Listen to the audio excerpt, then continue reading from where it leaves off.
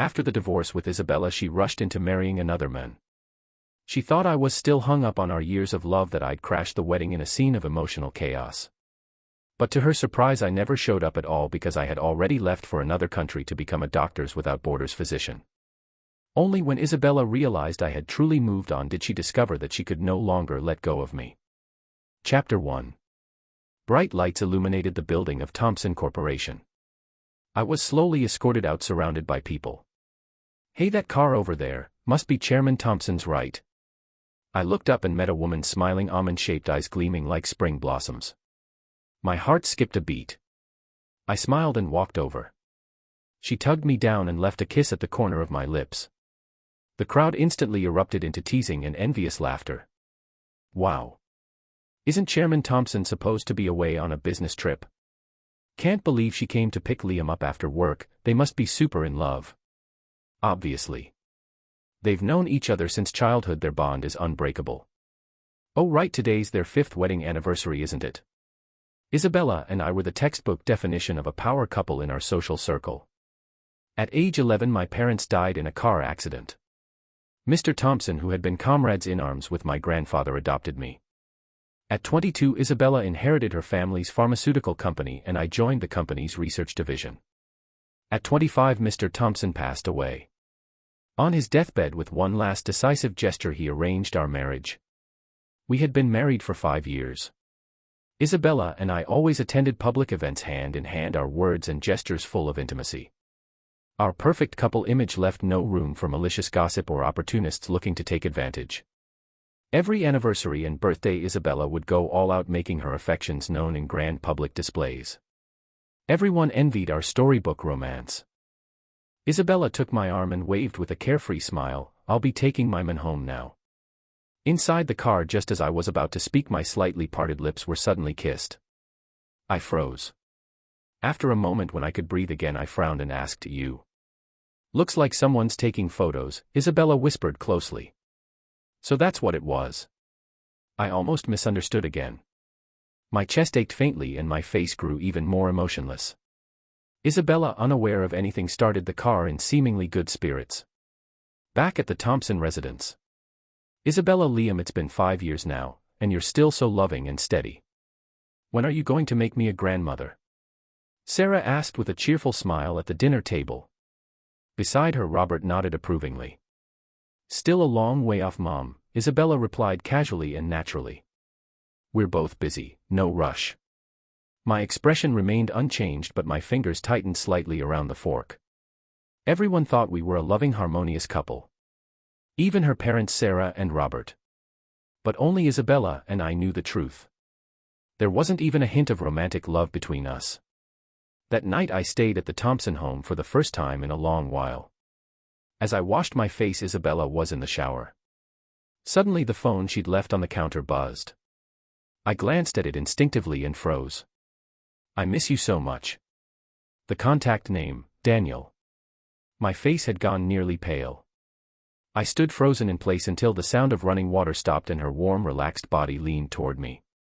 "Liam, blow dry my hair, will you?" Isabella handed me the hairdryer as naturally as ever and sat on the counter waiting.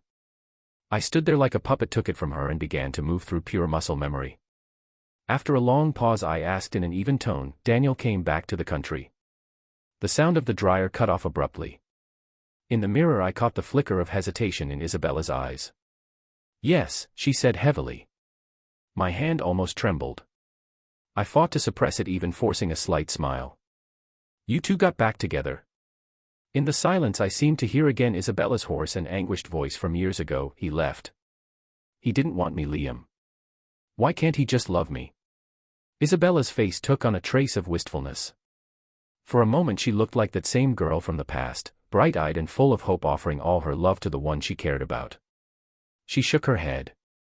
"No, we only just got back in touch." Of course. Back then, when Daniel left, it wasn't just for family and school reasons. Sarah's pressure and disapproval played a part too.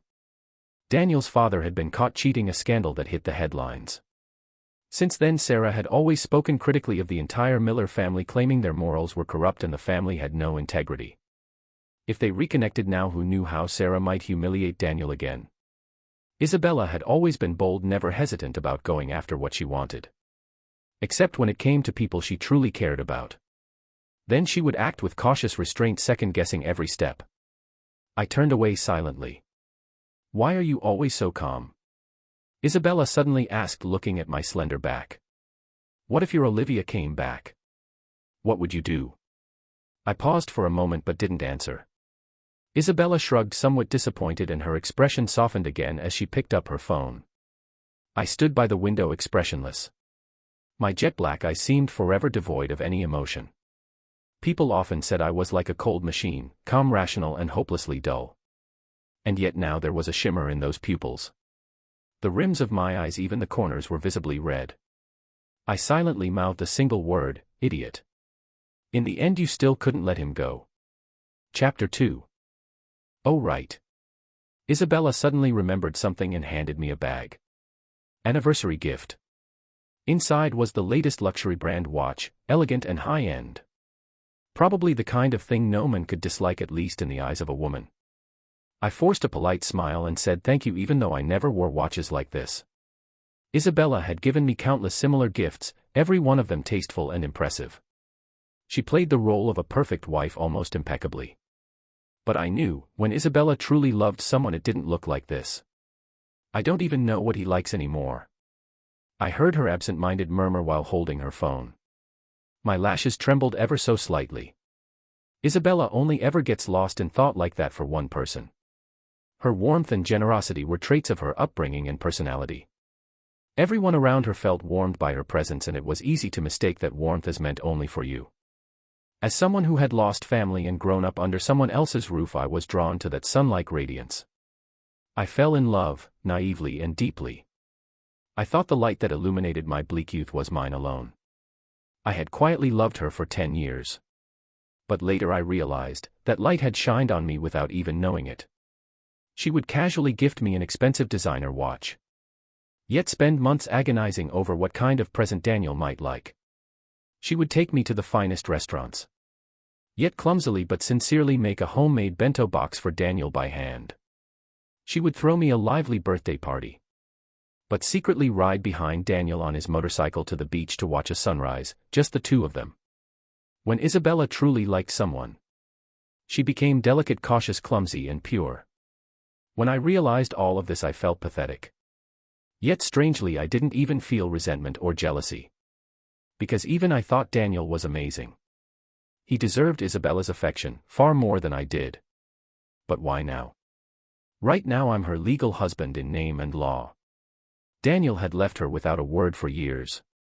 But the moment he returns and crooks his finger, her entire heart turns toward him again. That night I was jolted awake by a sharp pain in my stomach, only to find the person who should have been beside me was gone. Startled, I reached for my phone, and was unexpectedly met with a social media post from Daniel. In my youthful arrogance, I lost the one who cherished me most. Thankfully, she never left. The photo was subtle, vague. Only a woman's partial silhouette could be seen. My stomach clenched in spasms. Cold sweat formed on my forehead. I stared blankly at the hand barely visible in the photo. A ring clearly gleaming on one finger. But somehow I didn't feel like I had the right to accuse Isabella of betrayal. Because our marriage had always been a business deal from the beginning. Isabella couldn't inherit anything unless she married me. And I, emotionally indifferent, didn't care who I married. I knew Isabella agreed to it not just for the inheritance, but also as an act of defiance against Daniel. I didn't mind being used. After all, who among us was truly noble? In the beginning we maintained a courteous contract-bound relationship. Our actual lives didn't change much. Then one night after too much alcohol we lost control and ended up in bed together. The next day we didn't speak of it. But from then on we silently accepted the physical comfort. I was gambling. Waiting foolishly, hoping that time would turn familiarity into love. But in the end I lost. Isabella never fell in love with me. Those 5 years were like a dream I stole for myself. I never expected the dream to shatter so quickly. A month after that night I opened my email and found a message from a paparazzi. There was a price tag, along with attached photos. Isabella arm in arm with Daniel entering a hotel. I stared at the unmistakable backs of the two of them for 10 whole minutes. Then eerily calm I transferred the payment to buy full rights to the photos.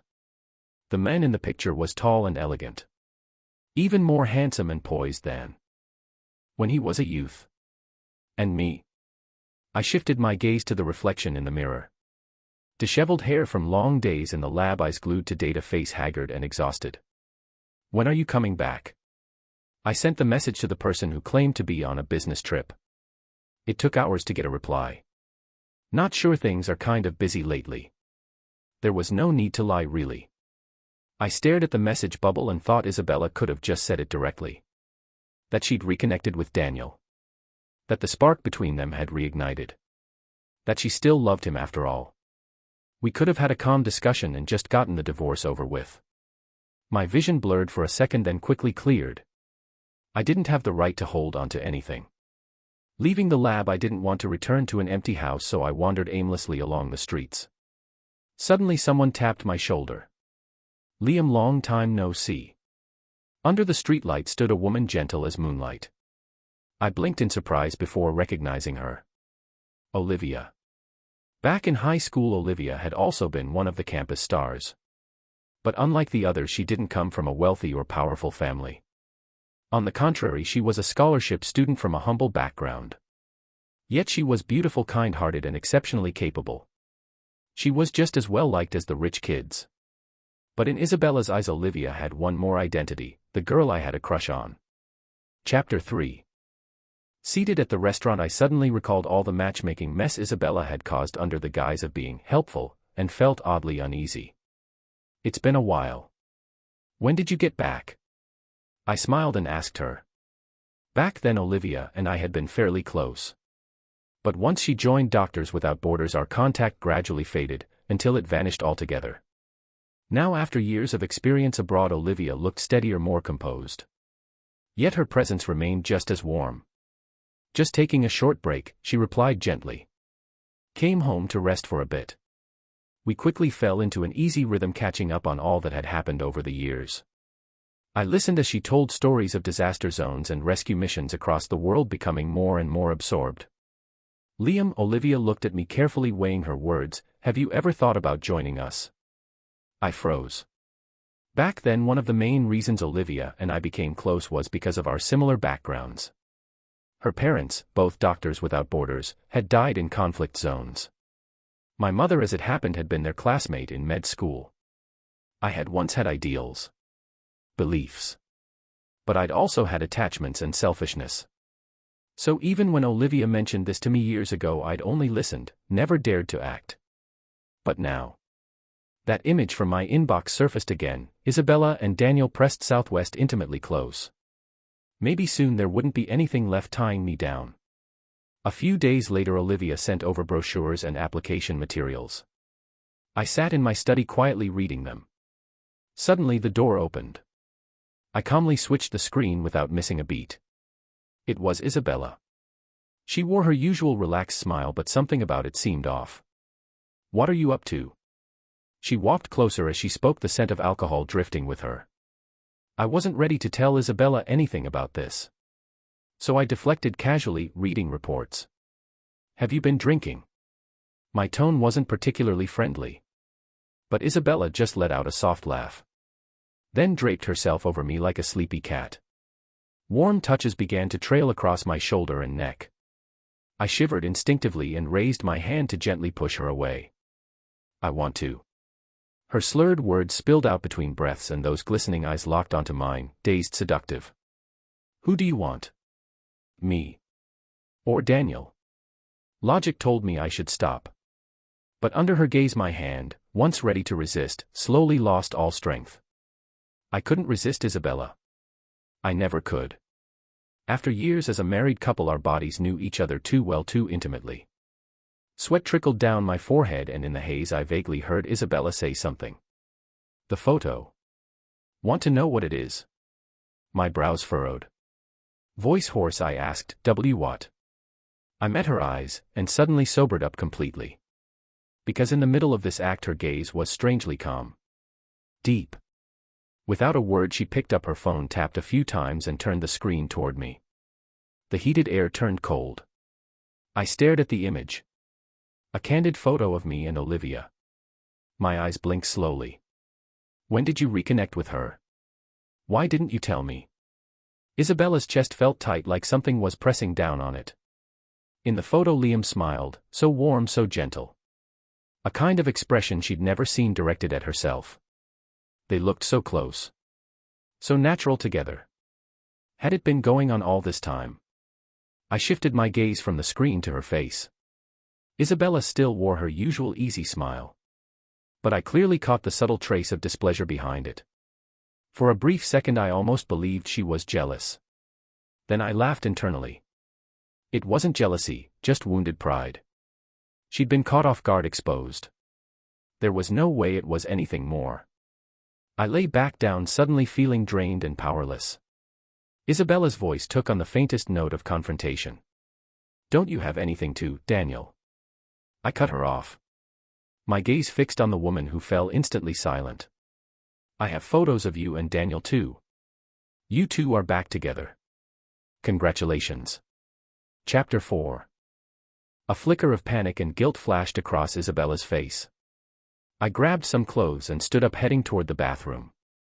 But just as I moved, her hand suddenly caught mine. Are you mad? She asked. I paused for a second, turned my head toward her, and the corner of my lips curled up faintly. Mad? Why would I be? I asked. If you want a divorce, just let me know. I don't care about the assets or anything else. My voice was calm, almost indifferent. But only I knew how suffocating the pain in my chest was. Isabella didn't let go. She stared at me for a moment, her gaze heavy, and then suddenly bit her lip and snapped, You're really that eager to be done with it? You say it so lightly, like you can't wait to get divorced tomorrow and run off to Olivia the next day. The anger and accusation in her voice came out of nowhere. My eyes darkened and I abruptly shook off her hand. Isabella, I said coldly, have you forgotten what we are to each other? If there was one thing I was good at, it was putting on a front, using sharp words like armor to hide the vulnerability inside, too afraid of getting hurt. We didn't get married out of love. We both knew the other had someone they couldn't let go of. So don't speak to me like I'm the one cheating, okay? I said sharply. And besides, Olivia and I just ran into each other. Nothing happened. But you and Daniel. You lied about a business trip.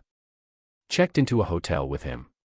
If we really want to talk about betrayal in marriage, who betrayed who? I stopped myself, swallowing the rest of the sentence. Isabella's face had turned visibly pale. Her chest rose and fell slightly. Lips pressed tight. She had no reply. Just 10 minutes ago we were wrapped in passion. Now not a trace of warmth remained. When I came out of the bathroom, Isabella was gone. Not a shadow of her left in the house. We were in a cold war. For the next 2 weeks we barely spoke. Sometimes we didn't even cross paths. During those long silent nights alone, I slowly began filling out the application form. A few days later, after work, Isabella showed up quietly to pick me up for a social gala. I'd been surviving on barely any sleep, but I still forced a smile and linked my arm with hers. I didn't expect him to be there. Daniel. Wearing a perfectly tailored suit, he approached us with practiced ease and familiarity. Liam, he smiled, eyes crinkling. Long time no see. My entire body tensed. But under so many watching eyes, I had no choice but to return the pleasantries with a smile. What was the point of this? In a quieter corner, my expression was flat, but my voice carried the undercurrent of frustration. If Daniel was going to be here, why did you still drag me along? Isabella was uncharacteristically silent today.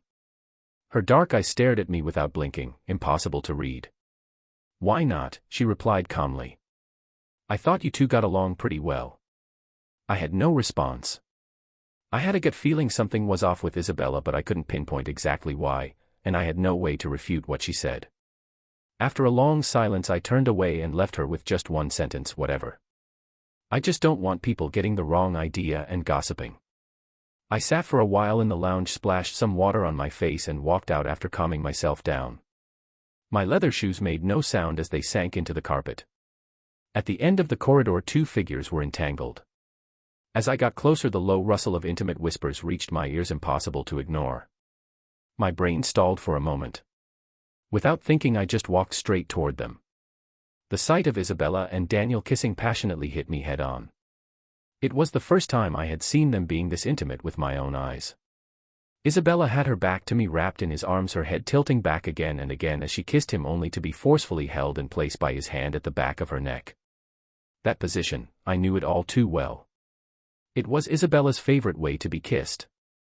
I had kissed her like that countless times. Suddenly her tightly shut, trembling eyelids flew open and Daniel locked eyes with me, without missing a beat. My breath hitched. I could clearly see the satisfaction and smugness in his pupils. When Isabella weakly began to push at Daniel's shoulders to pause the kiss, I jerked backward, leaning against the wall. My mind went blank. My breathing shook. My heart pounded, fast and sharp with pain. "What are you doing hiding here, Liam?" I flinched violently, eyes widening in shock as Daniel appeared before me, his expression as calm as ever. His cheeks were still flushed, lips slightly swollen and glistening. I opened my mouth but couldn't make a sound. Daniel, on the other hand, casually patted me on the back, speaking as if we were close. "You stood there watching for quite a while. Got something to say?" That provocative look he'd given me earlier still flashed in my mind, though I didn't understand why. "You two got back together?" I said slowly, my throat dry and hoarse. "That's nice." Daniel's beautiful face leaned in close. His dark, shiny eyes stared directly into mine. He didn't speak for a long moment. "Liam," he finally said, voice soft as a drifting feather, "all these years and you're still the same hypocrite. Do you even realize? What I hate the most is that holier-than-thou act, like nothing ever gets to you." His voice trailed off to almost nothing. Then all of a sudden Daniel grabbed my hand and slammed it into his own face. A red handprint bloomed across his cheek and blood appeared at the corner of his mouth. "Liam!" Daniel shouted hoarsely, eyes blazing. "Why the hell would you do this? I trusted you back then, and because of you Isabella and I spent years apart because of some stupid misunderstanding. And now I'm back, can't you at least let us be together properly?" My arm, used without consent, still hung in the air. Then it hit me. I turned my head and saw Isabella stepping slowly out from the side, handbag in hand. Chapter 5. "What are you saying?" I stared at Daniel, my brows drawn tightly together. Daniel clutched my arm, looking aggrieved and on the verge of tears. "You're still trying to deny it? When I went abroad years ago, I gave you the first watch Isabella ever gifted me and asked you to tell her, if she truly loved me she'd wait. But what did you do?" Daniel accused, voice rising. "You never told her, did you? And you threw the watch away. Then you used the fact that Mr. Thompson liked you to get him to write up that engagement clause in his will." I stared at him in disbelief. Twisting the truth. Making things up out of thin air. And somehow making it sound convincing. A watch. A message. I was so furious my hands trembled. Clenching my fists tightly, I snapped back, "Do you have any proof? Why would I even do something like that? Why?" Daniel, still with tears on his face, suddenly smiled. "Liam, because you're in love with Isabella. You were obsessed with her, weren't you? So crazy about her you'd do anything to get her." Like a thunderclap on a clear day, a roar filled my ears and I froze. A love I had hidden for over a decade, exposed like this in a moment so ugly and humiliating. My eyes drifted slowly toward Isabella, who had remained silent all this time. My breath caught. Her eyes were filled with sorrow and disappointment, piercing through me like sharp glass. She believed him. And I realized with crushing clarity, it wasn't just now. Daniel had probably been feeding her this version of the truth again and again over the past few days, complete with fabricated evidence. That's why she'd been acting so off lately. Like she had something she wanted to say but couldn't. A bitter laugh escaped my throat. "So this was the reason you had me come here today? To see Daniel?" The more absurd it became, the more I laughed, my lips curled with bitter irony. "You wanted to see what dumb thing I'd do next to try and ruin your tragic little love story, didn't you?" Daniel was still breathing hard, overcome with emotion. After a long pause, Isabella finally spoke. "So it's true? You really, all this time you were in love with me?" Daniel went still. For a fleeting moment an odd blankness crossed his face, but neither of us noticed. It was all too humiliating, too pathetic. I knew if I stayed a second longer I wouldn't be able to hold back the tears. Who I love is none of your business anymore. My eyes were red but my voice was calm and even. Isabella, let's get a divorce. Without waiting for their reactions I turned and walked away, my pace quick and firm. Only once I was in the back seat of the car did my body finally release the tension. My head hung low. A tear landed on my trousers followed by a quiet stifled sob. Olivia had finally received my application for Doctors Without Borders. Overjoyed she invited me to a cafe to talk more about the details. My eyelids had been puffy for days. Even when we met the swelling hadn't fully gone down. But I wore a neutral expression and even seemed oddly cheerful, discussing various plans with Olivia in high spirits. Suddenly a shrill ringtone interrupted our conversation. The caller ID read, "Sarah." I answered and her overly calm voice came through the line, "Liam, how are things going with you and Isabella lately? Any fights?" A half-drafted divorce agreement popped into my mind. I responded casually, "Why the sudden interest, Mom?" Before she could come up with an excuse, Olivia gasped softly from across the table. I looked up and saw her staring at her phone, stunned. After hesitating a moment, Olivia flipped the screen toward me. A massive glaring news headline crashed into my vision. Isabella, CEO of Thompson Pharmaceuticals, spotted at a private hospital's OB/GYN wing. Accompanied not by husband Liam but celebrity Daniel. Marital crisis confirmed. Chapter 6. The Thompson residence. On the sofa sat Sarah and Robert, both with stormy expressions. Isabella knelt in the center of the living room, her head bowed but her back was perfectly straight. "Young Master Williams is back," the housekeeper's voice finally broke the heavy silence. Isabella flinched slightly and turned her head, meeting my indifferent eyes. I gave her only a brief careless glance before looking away, but for some reason that small gesture made her heart clench. It took her a couple of seconds to regain her composure. Sarah frowned and quickly pulled my hand into hers, her voice filled with guilt and concern. "Liam, look at you. You've gotten so thin." I kept my eyes down and said nothing. But then Isabella suddenly let out a cold laugh. "Can't tell if you're trying to act pitiful or if you're actually feeling guilty."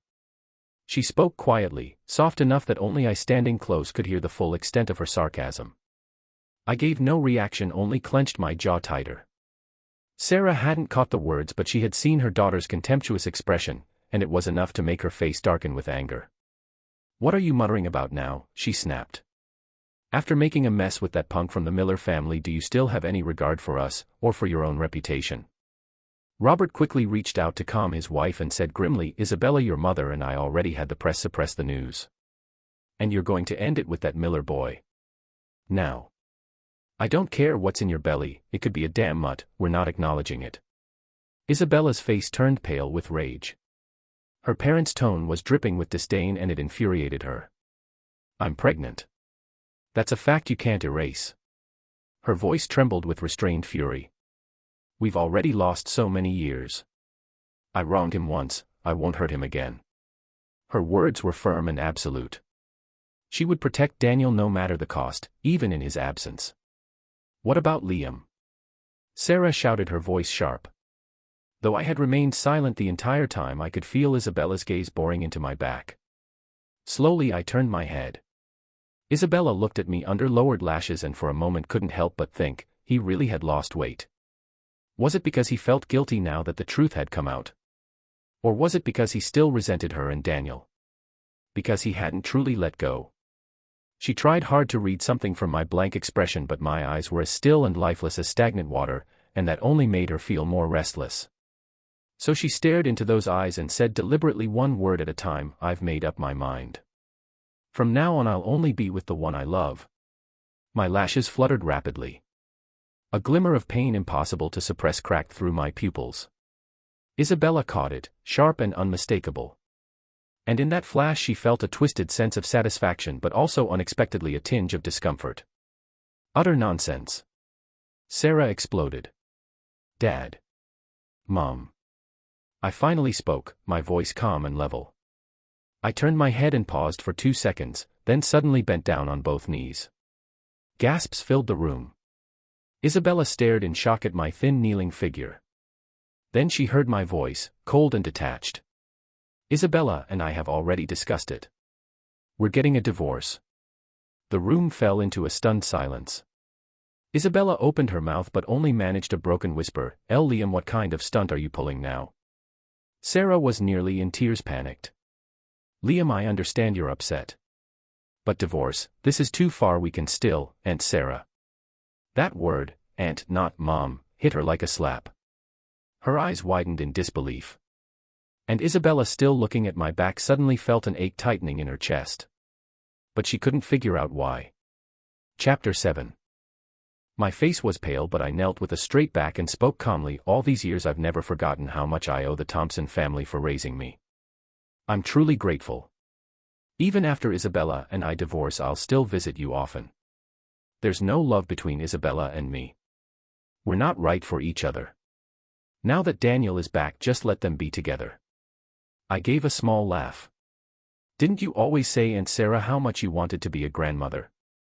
Sarah's lips trembled, but she couldn't form a response. After a long moment she muttered bitterly, what a sin. Robert's face was dark, but he kept his voice as even as possible. Whatever the case, Liam, get up first. I was halfway to standing when a hesitant voice echoed from the corridor. Sir, madam, there's a visitor. It's Mr. Miller. I froze and turned to look. Daniel stood there teary-eyed and pitiful, yet the moment our eyes met I saw it. That flash of smug triumph, brief, sharp, and meant only for me. Even Isabella seemed startled by his sudden arrival. Daniel rushed over to shield her protectively. What are you doing here? She whispered. His gaze dropped instinctively to her belly, clearly full of worry. The pregnancy had been a surprise, even to her. She had been unable to resist the temptation of the one who had once been her unreachable teenage dream, but she hadn't really figured out what to do about their relationship. She had taken precautions cautiously. So when she found out she was pregnant, though she'd put on a joyful front, she couldn't hide her inner panic. At the banquet, when Liam had coldly proposed divorce, Isabella had assumed it was nothing more than wounded pride and embarrassment after being exposed, not something he'd follow through with. She couldn't believe someone like Liam, who had once gone to such great lengths, who had hidden his feelings for her for so many years, could let go so easily. But today, hearing him state his decision in front of her parents, hearing him call Sarah aunt instead of mom, she finally began to realize, maybe she never really understood this quiet, unreadable man she had known for so long. Behind her, Daniel's hoarse voice broke in, Uncle, Auntie Isabella and I truly love each other. I really love her. He was naturally handsome, and now with his reddened eyes he looked even more sincere and deeply emotional. Since Liam doesn't want to be with Isabella anymore, please let us be together. For a brief second Isabella's face darkened. She stared at me, expressionless. But I didn't even glance back at her. And so this absurd farce finally met its end, with compromise. I signed the divorce papers with Isabella at an astonishingly fast pace and moved all my belongings out of the apartment.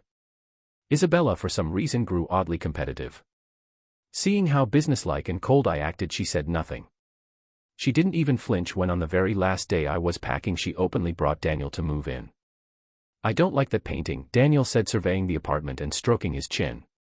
We'll need to change that. Oh, and this spot too. That's gotta go. Isabella smiled sweetly, agreeing to everything.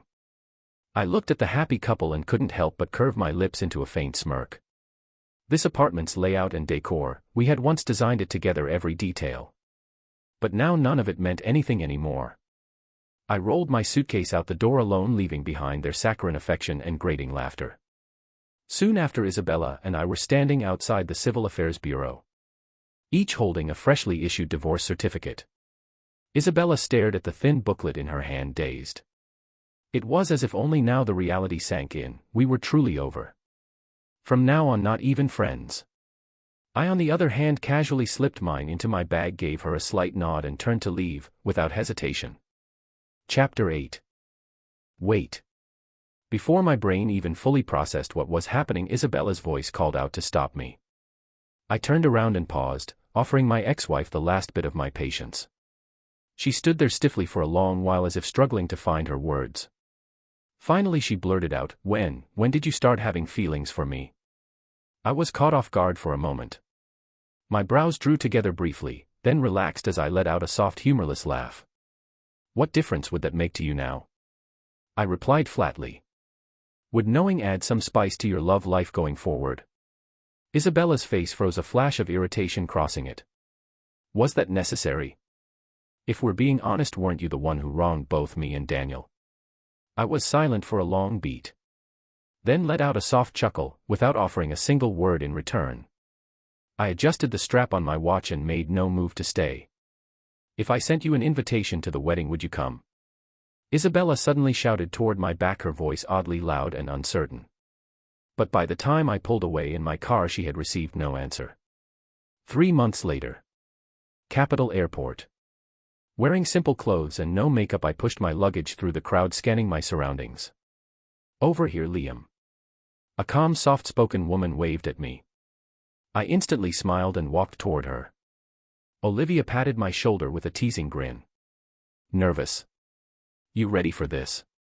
Through my shirt I reached to touch the pendant around my neck, a keepsake from my late mother. Yeah, I nodded, grinning broadly. I'm ready. Ready to walk forward alone. For no one but myself. At the hotel wedding venue. Daniel sat alone in the dressing room, dressed in a finely tailored suit. He admired himself in the mirror, clearly satisfied with how he looked. Thinking about how smoothly everything had gone, a pleased smile crept onto his face. Suddenly there was a soft noise at the door. His movements halted, and through the reflection he spotted a woman casually strolling in. Daniel whipped around, clearly irritated. What are you doing here? The woman, cradling her belly, walked up to him nonchalantly, a sly smile on her face. What, it's your big day, how could I not come? She leaned in and wrapped her arms around him. Babe, you look so handsome today. Daniel's cold expression faltered. After a few playful shakes from her, he gave in and let out a reluctant, but smug, smile. You're way too clingy, Maria. Don't mess up my hair. Ugh, Maria let out a dramatic sigh. So handsome, and yet you're marrying another woman, my poor heart. Daniel gave her a side glance, half amused, half annoyed. You know damn well I'm doing this for you. If it weren't for you. He mumbled but didn't finish the sentence. Maria quickly forced a smile, pulling his hand to her belly. Yes, yes, our hero, she cooed, making such a huge sacrifice for our future as a family of 3. Daniel looked down, his eyes soft with affection. He kissed her on the cheek. Just wait for me, Maria.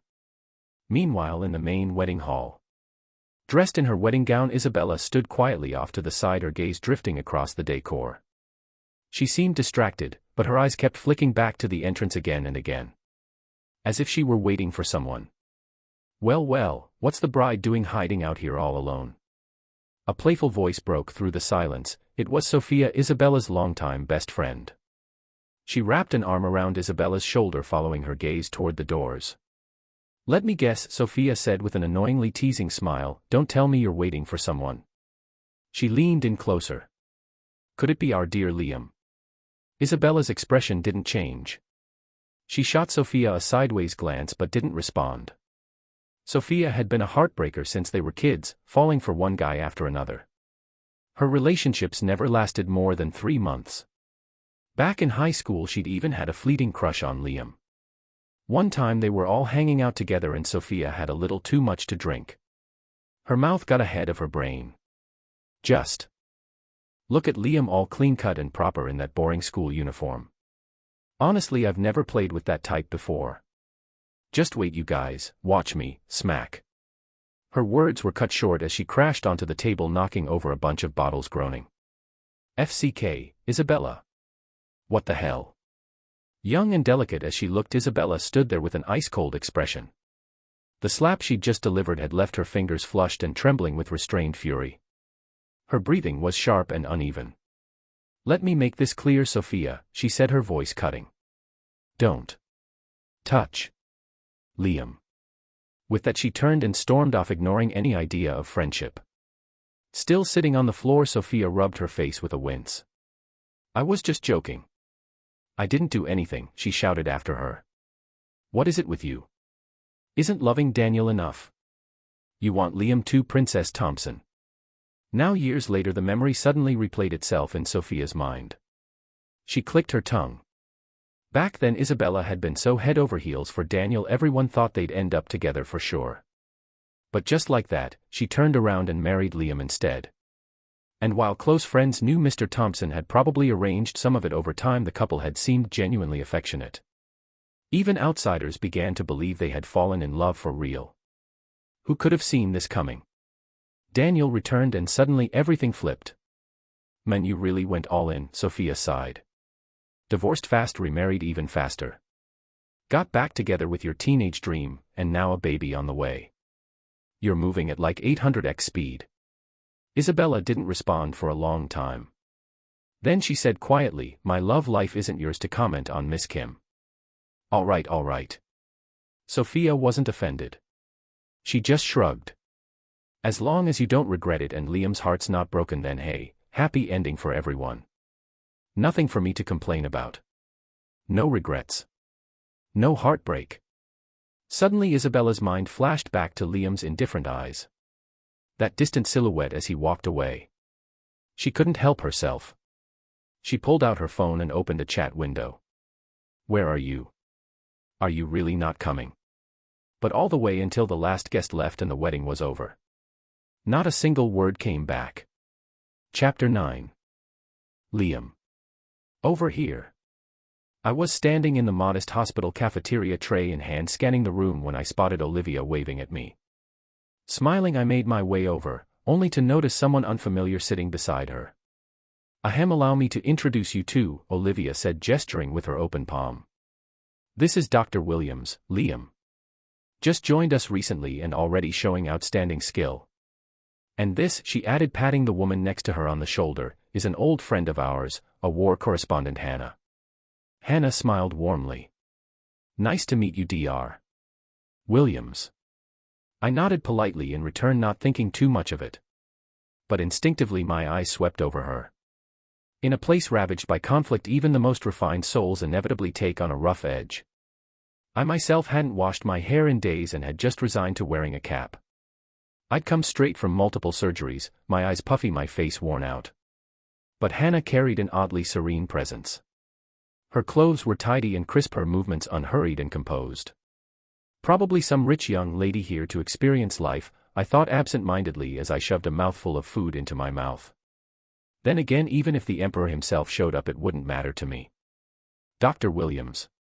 A nurse rushed into the cafeteria, heading straight for me. "That patient they just brought in, something seems off. You'd better take a look."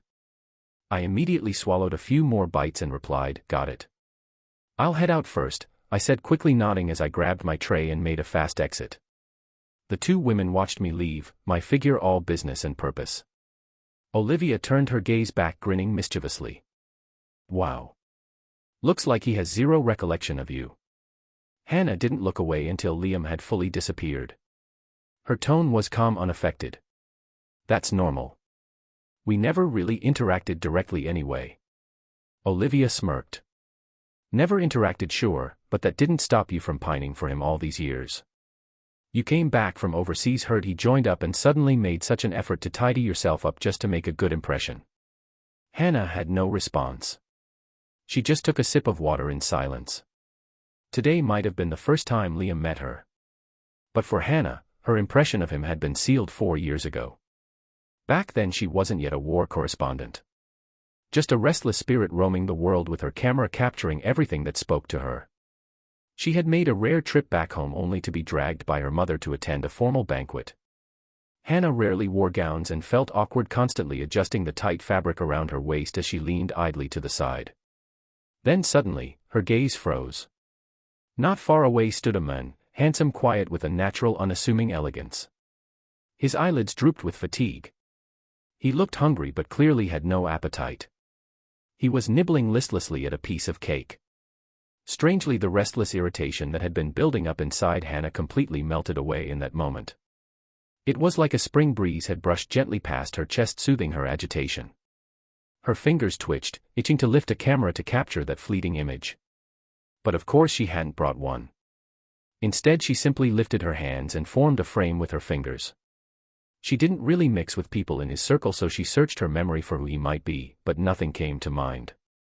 Just as she had organized her thoughts and was about to approach him, The man's otherwise mild features suddenly came to life. Though his expression remained mostly neutral, Hannah could swear his eyes lit up. A woman walked over and the man straightened up, allowing her to link arms with him. It was then that Hannah noticed the diamond ring on his right hand. The woman complained, "I'm so tired." He replied gently, "You've had a long day. It's okay, we're heading home soon." Their intimate, effortless exchange floated to Hannah's ears from a short distance away. Ah. Married. Hannah, who had just straightened her posture, leaned back again, her eyes following the couple's retreating figures. She couldn't quite name the feeling welling up inside her. Later she casually asked her mother about the man and found out who he was. Liam. That was his name. He used to be the adopted son of the Thompson family and had already been married for a year to a Thompson family daughter named Isabella. "Look at them, what a perfect match, talented and beautiful and so in love," her mother said, seizing the chance to scold her again. "Meanwhile you're out all the time, no stability at all. If only you'd bring home a boyfriend one of these days. I honestly don't even know what kind of man a young lady like you would go for." "What kind of man, huh?" Hannah let her mother's nagging drift in one ear and out the other. Her thoughts wandered. She thought once again of that moment, when he had framed the view with his hands like a photo. Chapter 10. Isabella, this is the new housekeeper I just hired. When Isabella returned home, Daniel greeted her with a smile, leading a young woman over to introduce her. Not long ago the former housekeeper, Mrs. Davis, had to resign suddenly due to a family emergency. During this time Isabella had been eating at the office or outside and didn't feel particularly inconvenienced, so she hadn't rushed to find a replacement. She gave the new housekeeper a casual glance. The young woman was dressed formally with just the right expression of humility on her face. Yet somehow Isabella felt something odd about her overall presence. "Hello, Chairwoman Thompson. I'm Maria." In the instant their eyes met, Maria's gaze seemed to flash with a hint of provocation and disdain. But it was gone in a blink. When Isabella looked again with a frown, there was no trace of it. "Maybe it's just fatigue making my nerves fray," she told herself silently. She rubbed her temples and turned slightly, preparing to go upstairs. "If you think she'll do, keep her." Isabella climbed the stairs absent-mindedly. Naturally she didn't notice behind her the so-called new housekeeper's hand was brushing along her husband's arm. Daniel glanced back with a smirk, silently brushing Maria's hand away. "Behave yourself." Isabella had been heading straight for the bathroom to shower, but for some reason she stopped in her tracks when she passed by the study. There were originally 2 studies in the house, since both people used to have busy work lives. But now Daniel had no need for a study and this room had been left unused. Isabella stood at the doorway for quite a while, her hand hovering uncertainly over the doorknob. She lowered her eyes and slowly opened the door. The housekeeper cleaned regularly, so the room wasn't covered in dust like an abandoned space. Standing by the door, Isabella looked at the empty room and for some reason felt a hollow sensation in her chest. She walked inside and suddenly remembered that night a few months ago. She had received a photo of Liam meeting with Olivia and her mood had instantly soured. When she got home she had impulsively slept with Liam and questioned him about that meeting. Why had she done that? Was it her possessiveness acting up? Isabella sat down in the chair, leaning back, and scenes of Liam working diligently at the desk began to surface in her mind. He had always been that way. Whether as a student or later in the research lab, he had always been meticulous and focused. Isabella had once thought he was dull and boring. But sitting here now she found herself overwhelmed by something that felt a lot like longing. She was still dazed when Daniel's bright voice called from downstairs, "Honey, come down for dinner." Isabella snapped out of it, suddenly feeling a pang of guilt. She shook her head, brushing away those untimely thoughts and emotions. Don't think about it anymore. What she needed to do now was to cherish Daniel properly. Chapter 11. Thud. Standing in the suddenly pitch-black bathroom, my hair still full of foam, I froze in place. What the hell? Power and water outage. I quickly wiped the water off my body and threw on a loose t-shirt and shorts. I walked around the room but couldn't find anything to rinse the shampoo from my hair. Helpless, I pushed open the door, planning to go out and see what was going on. My shoulder jerked back suddenly. I had just bumped straight into someone holding a lantern. Hannah Sue.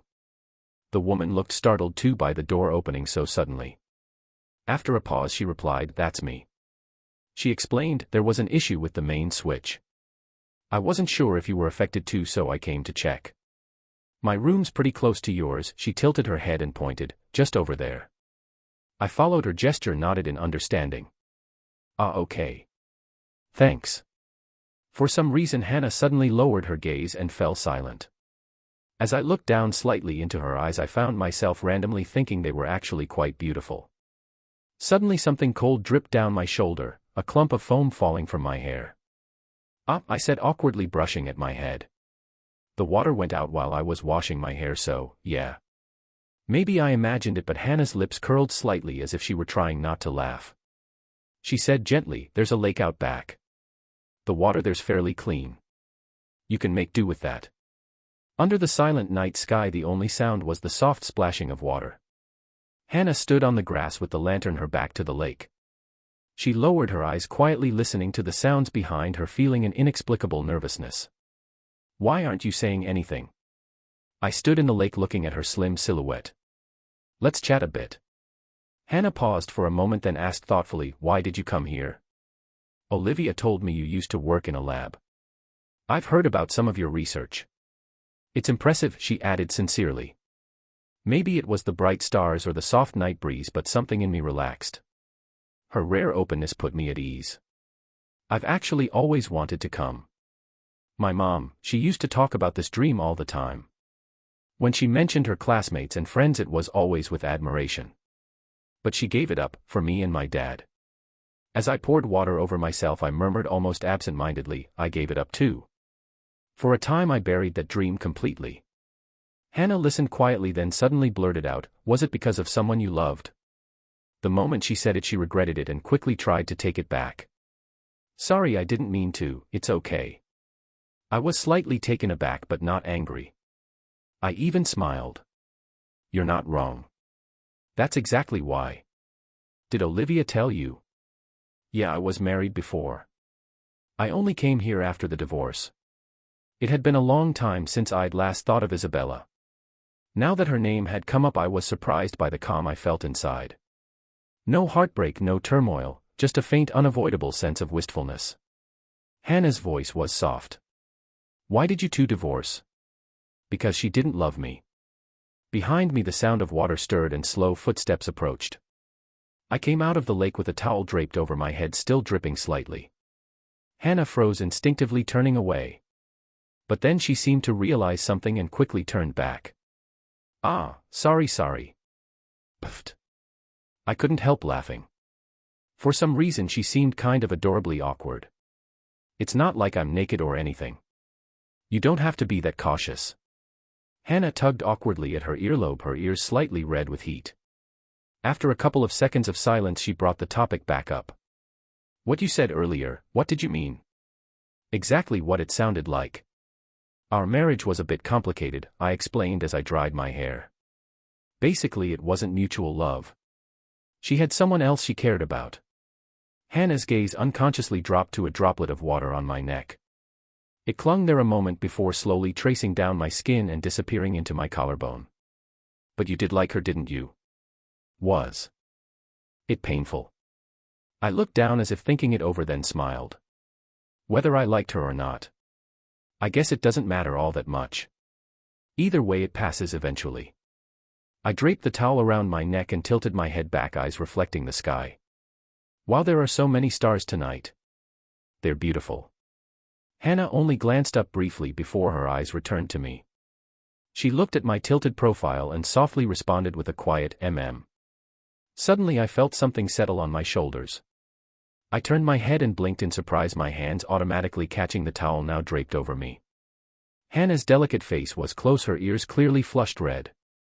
It gets cold at night, she explained. And you're still dripping wet. Use this first. Oh, okay. I suddenly felt a bit dumb, stumbling over my words. I hadn't been self-conscious earlier, being shirtless and all, but now unexpectedly I felt a little embarrassed. There was a faint scent lingering on the towel, Hannah's scent.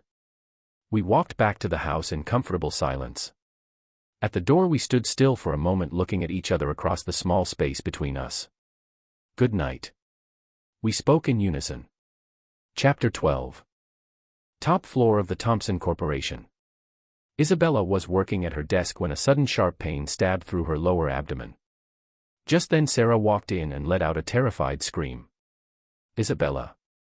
Isabella, are you okay? Isabella collapsed to the floor, clutching her stomach. Struggling to speak through the pain, she gasped, Daniel, call Daniel. By the time Daniel rushed to the hospital at full speed, Isabella was already in the operating room. He was panting as he asked, Mom, how is she? Sarah's face was full of worry. I don't know. She's been in there for a long time and hasn't come out yet.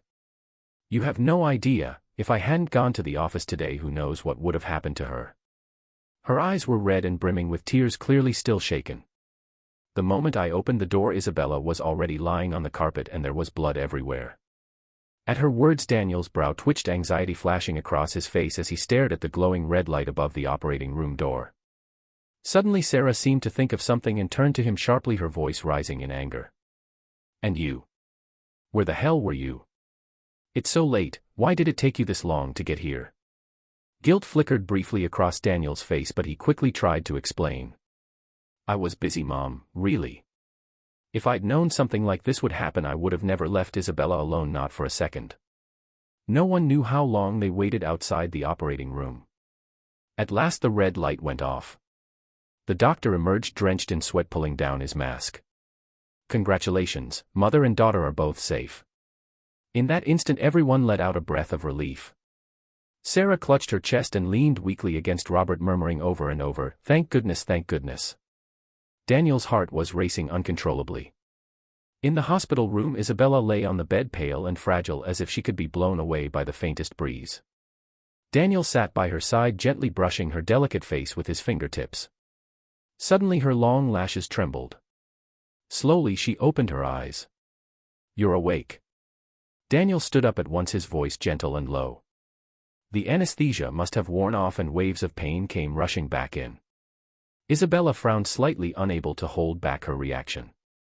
Her blurred vision seemed to take a moment to recognize the men in front of her. Honey, I'm here. I'm right here, Daniel responded instantly, pain and concern written all over his face. I told you, I'd always stay by your side. It's a girl. She looks like you. Absolutely adorable. At the mention of their child, a faint smile touched the corners of Daniel's eyes. But suddenly, as if something came to mind, that smile twisted ever so slightly. He placed a tender kiss on Isabella's forehead and whispered, You've worked so hard, Isabella. Isabella's heart tightened. As she slowly closed her eyes, a strange bitterness rose in her mouth. Chapter 13. Several days later, still at the hospital. In another room, a woman gently rocked the crib with a faint smile on her face. Suddenly the door opened and someone walked in. The woman looked up, and instantly froze. Her expression cooled and she straightened her posture, a subtle air of distance forming between them. What are you doing here? Daniel walked in with a smile, standing by the crib and peeking inside. Ah, this little baby is so adorable. As he reached out to touch the infant, his hand was sharply slapped away. Maria snapped coldly, Don't touch her. Daniel paused, stunned for a few seconds, then clicked his tongue in annoyance. He walked around and sat by the crib. What's the problem? She's my daughter. I can't even touch her. Arms crossed, Maria scoffed, her face expressionless. Your daughter? Funny how she only becomes your daughter now. Where were you when we were fighting? Where were you when I called after falling down the stairs, huh? Did you remember she was your daughter then? And all these days, not even once did you show up. You've been too busy playing house with that woman and that kid. They're the real family to you. Her voice grew more emotional with every sentence, her eyes starting to redden. A flicker of impatience and irritation crossed Daniel's turned-away face, but when he looked back, it was once again plastered with a conciliatory smile. Okay, I was wrong. Totally my fault, baby, he said, slapping his own cheek in mock punishment. I made you upset, I'm sorry. The Thompson family's been hanging around non-stop. I didn't have a single chance to sneak in. Isabella went through hell delivering that baby. He leaned in and peppered Maria's face with kisses. Maria's expression softened slightly, her lips twitching in restrained emotion. Fine. Looking into Daniel's tender, flirtatious eyes, she actually felt a bit guilty. It must be hard for you having to keep sweet-talking that family. You've worked so hard, hubby. It seemed she had already forgotten that the reason for her premature labor was a furious argument with Daniel over the phone that ended with her falling down the stairs. Daniel caressed her face gently, voice full of fake warmth. Don't worry. I've taken care of everything. I already swapped the babies. Our daughter will be raised like a princess. Maria's cheeks flushed red as she wrapped her arms around him in satisfaction. Suddenly a buzz came from her pocket. She slipped out of Daniel's arms and checked her phone. Who is it? He asked. No one, Maria replied calmly. Just an old friend. Her fingers flew across the screen as she quickly replied, then turned back with a sugary smile and threw her arms around Daniel again. Maria baby, when are you coming over? I miss you. In the next couple days. Prepare some pretty ones for me. Chapter 14. Knock knock. Coming. I opened the door, and froze for a second. Hannah. What's up? She wore a soft cotton linen shirt, a gentle smile playing at her lips as her eyes curved in a warm arc. There's going to be a bonfire party tonight, she said.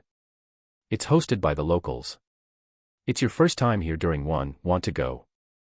Lately things had been relatively peaceful. Fewer injuries, fewer emergencies. It was the most relaxed time since I'd arrived. Everyone's spirits had eased, if only temporarily. I blinked, a little hesitant. But I don't really know how to dance, and that's okay, Hannah replied softly.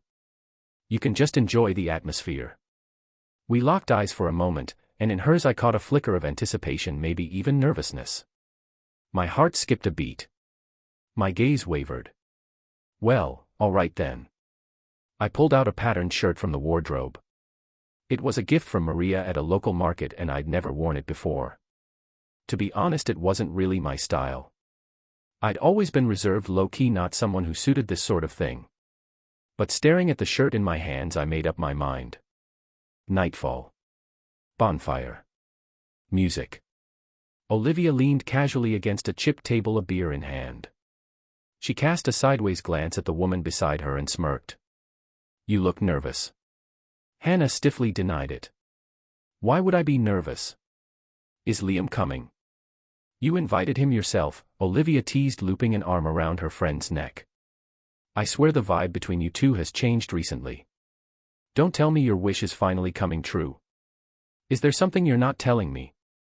Hannah's mind instantly went to the night of the blackout. She pressed her lips together. Don't say weird things in front of Dr. Williams. Yeah. I know. Olivia took a sip of beer, then turned and her eyes lit up. She raised her hand. Liam. Hannah instinctively straightened her back and turned around naturally. I walked over quickly, still slightly out of breath. I gave a bright smile, teeth white in the firelight. Sorry, I'm a little late. Hannah's breath caught. Her eyes didn't blink as they landed on me. The vibrant patterned shirt clashed starkly against my pale skin and usually quiet demeanor. It created a surprising contrast. There were scars on my arms from recent rescue missions, but rather than flaws, they added to my appeal. In the dim lighting, my ears glowed faintly red. My eyes sparkled even brighter than the starry sky. A gentle tap on Hannah's back brought her back to her senses. She smiled. It's okay. You're not late. Her heart was pounding like a drum, but only she could hear it. This land was rich with warmth and optimism. That night almost everyone was swept up in joy, forgetting all their pain and troubles. Someone shoved a drink into my hand and I downed several cups with growing enthusiasm. The atmosphere was infectious. I entered a strange, exhilarated state. People joined hands and danced in a circle around the bonfire, singing joyfully. Hannah was beside me, our palms tightly pressed together. The firelight flickered on her smiling face and I wondered, maybe it was just the alcohol, but why was my heart racing like this? Laughter and singing echoed faintly in the distance. I wandered off toward the lake to get some air. Hannah, who hadn't been drinking, followed behind me at a calm pace. Then suddenly, maybe I stepped on a rock, I stumbled and nearly fell. Hannah rushed over and grabbed my hand, but with the difference in weight she nearly fell too. I blinked slowly. Once she helped me steady myself, the warmth of her body vanished a second later as she politely stepped back. How much did you drink? Hannah asked with a mix of concern and amusement. Maybe you should head back. I'll walk you. I turned to face her standing still, my eyes lowered as if deep in thought. Hannah found me amusing in that moment. She leaned and waved a hand in front of my face and joked, "Hello, Dr. Williams. Do you even recognize me right now?" My pupils slowly widened. My whole body froze. A sensation I had never experienced brushed against my lips, soft, warm. Her fluttering eyelashes were just inches away. I bent down and kissed her. Chapter 15. Where did you go again? What could you possibly be so busy with lately? Daniel sat on the couch staring coldly at the message he'd sent on his phone. He waited for a long time with no reply. His fingers slowly curled tighter, barely suppressing the urge to smash the device. He let out a long breath, forcing himself to calm down. Then, lifting his eyes, he shot a cold glance upstairs. He asked the housekeeper to make some tea, then carried the tray up himself. Standing in front of the study door, he adjusted his expression into a loving smile. "Baby." The moment the door opened, his sharp eyes caught Isabella hurriedly covering a notebook with a stack of documents. A flicker of panic flashed across her face as she stood up, trying to act casual. "You brought it up yourself?" she asked, gently taking the tray from his hands. Daniel showed no sign of suspicion on his face, but his fingers hanging at his side twisted together tightly. "What were you working on?" Just some company stuff," Isabella smiled. "There's been a lot going on at the group lately." "Lies. You're lying too." Daniel smiled, but inside he was cold and biting. Dark, twisted emotions had begun to take root in his heart, growing like wild vines, screaming silently.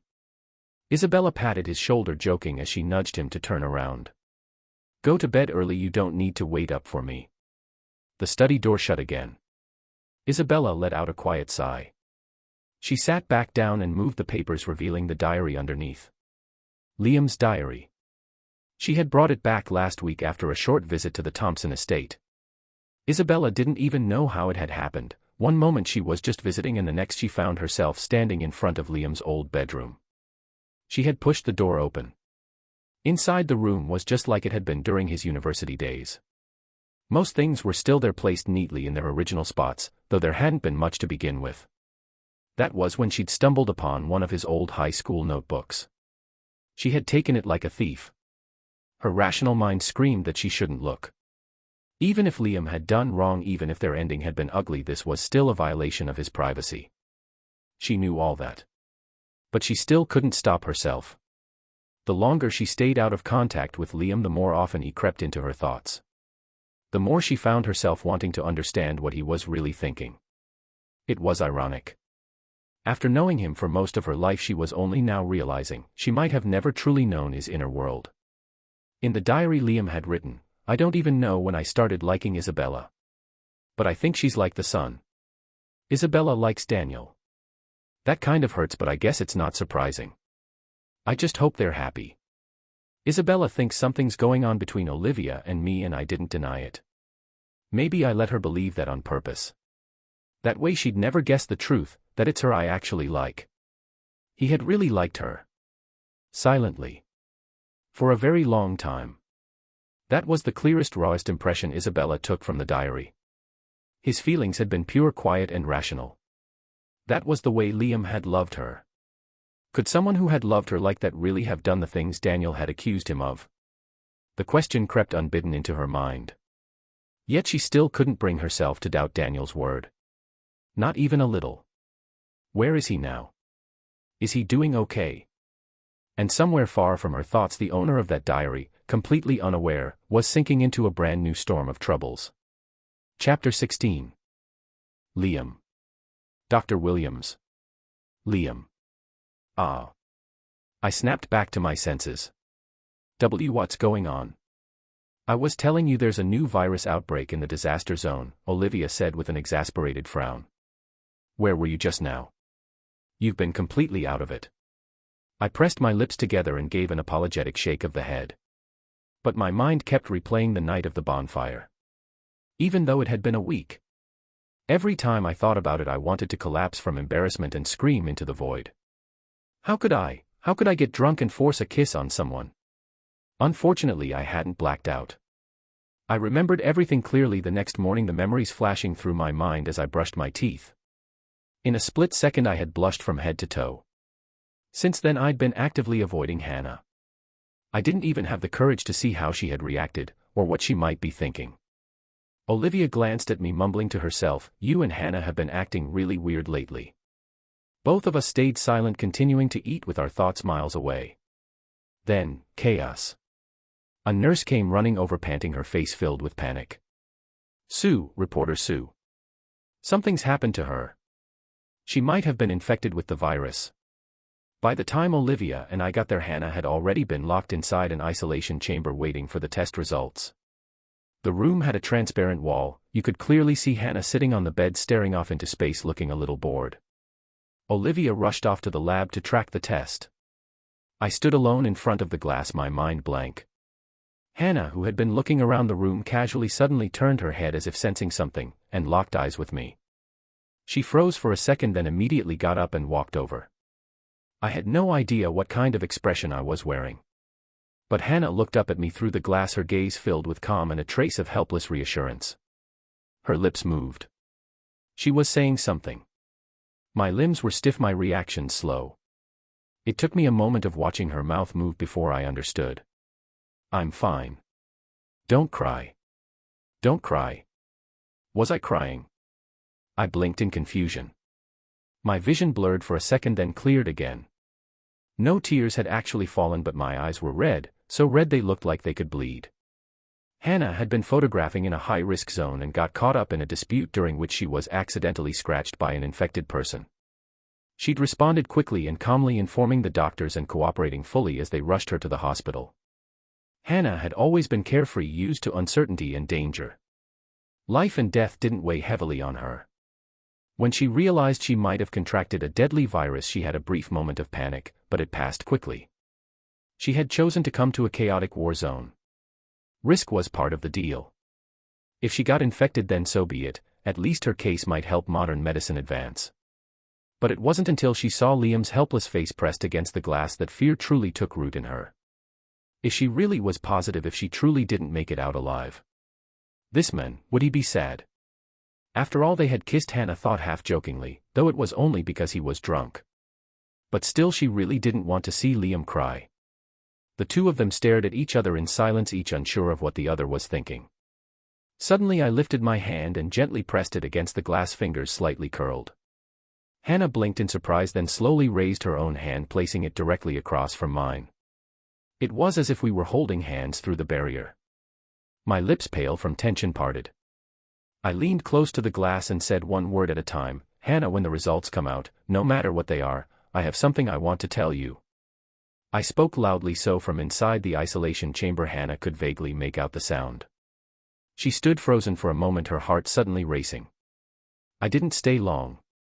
There were still other patients to tend to, I couldn't remain by her side. And the test results wouldn't be ready that quickly anyway. In the early hours of the morning I quietly returned to the isolation ward. To my surprise, she was still awake. We looked at each other in silence, a quiet understanding passing between us. Then I leaned back against the glass and slowly slid down into a crouch. Minute by minute time trickled by. Until the first pale light crept across the horizon, and Olivia came running over out of breath. When she saw me, she looked startled, then broke into a bright grin. "The results are out. She's not infected. Completely healthy." The weight that had been crushing my chest finally dropped. I stood up in a daze, my limbs tingling and weak. Olivia opened the isolation room door. Hannah stepped out as if nothing had happened, calm, gentle, composed. We stood quietly for a few seconds. Then suddenly I pulled her into a tight embrace, one hand pressing firmly against her back. Before Hannah could even react, she heard my voice, trembling yet steady, right by her ear, "I like you, Hannah. Love is the most fragile and elusive thing of all." Chapter 17. When no one else was home, Daniel quietly entered Maria's nanny room. The moment he smelled an unfamiliar men's cologne on her discarded clothes, his mind went eerily blank. Isabella said she loved him, yet had always unconsciously defended Liam. And now she spent her days secretly clinging to Liam's diary. Maria said she loved him too. But even after all he'd done for her, even after she gave birth to his child, she was still sneaking around behind his back seeking out pleasure. And there had been many other women who claimed to love him as well. They all disgusted him. Only what he could hold in his own hands, tangible, controllable, was real. Money, power, fame, and now his daughter. These things would never betray him. Daniel held the tiny baby tenderly in his arms, whispering, "Daddy will love you forever." He stood in a daze for a moment. Then suddenly he sensed something was wrong. She was burning up. Way too hot. His expression turned instantly grim. The baby had a fever. Isabella was in the Thompson Corporation's office reviewing documents when the call came in. Some of her assets had recently encountered minor issues and her brows had been furrowed tightly all morning. But when she heard the tension in Daniel's voice on the other end of the line, her brows knit even tighter. She immediately called for the driver to take her to the hospital. Maria, upon hearing the news, also found an excuse to tag along. In the car, Maria looked at the rearview mirror and casually asked, "Chairwoman Thompson, did something happen?" Isabella, still focused on her phone as she tried to calm the panicked Daniel through messages, didn't even look up. "Chloe has a fever," she said flatly. Maria's eyes paused for a moment, her pupils flickering. "I see. Don't worry, Chairwoman Thompson. The child will be fine." However, when both women arrived at the hospital, Chloe had already been sent into the emergency room. Daniel stood frozen in fear, his entire body stiff, face pale, as he gripped Isabella's hand. Their eyes met Maria's just behind them. Daniel froze for a moment, then quickly looked away. "If something happens to the baby.